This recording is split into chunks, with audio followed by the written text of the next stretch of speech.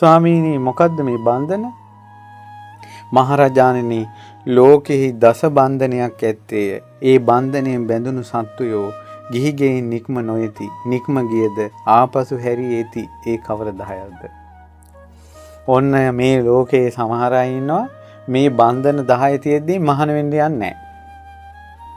මහාන වෙන්න ගියත් අනිවාර්යෙන් ගෙදර එනවා මේ 10 නිසා. මහාන වෙන්න යන්නේ නැත්තේ මහාන වෙන්න ගිහිල්ලා ගෙදර එන්නේත් මේ කාරණා 10 නිසා. මොකද ඒ 10? මහරජාණෙනි මව් යනු ලෝකයේ බන්ධනයකි. අම්මා.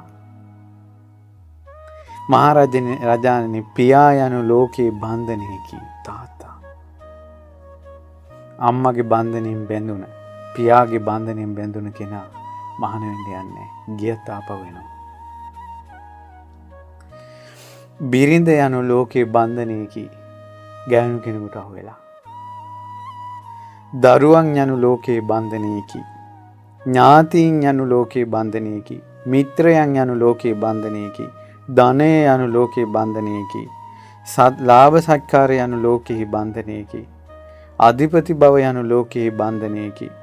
පංචකාම යනු ලෝකයේ බන්ධනයකි.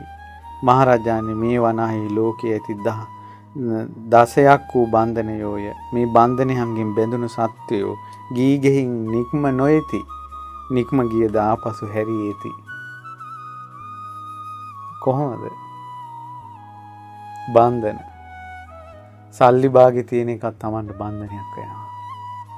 අධිපති බව කියන්නේ Taman ඉහළ රස්සාවක් කිරීමත් අධිපති මේ බන්ධනයක් වෙනවා. ඊට පස්සේ මහාන වෙන්න කියලා තවත් අයගේ යටතේ ඉන්න කැමති නැහැ. මං අනිත් අයට උපදෙස් දුන්නයි මම මේ පොඩි සොච්චන් කොල්ලන්ගෙන් අවවාද ගන්න හොඳ නැහැ. කියලා හැරිලා එනවා. දැක්කද? මේකයි මහාන වෙන්න යන කෙනා සකල තියෙනවා නම් ධනය ඒ ඔක්කොම දෙමව්පියන් හරි බාර දෙන්න ඕන. Tamanට මොකක්වත් නැති කෙනෙක් විදිහට පැවිදි ජීවිතයකට එන්න ඕන.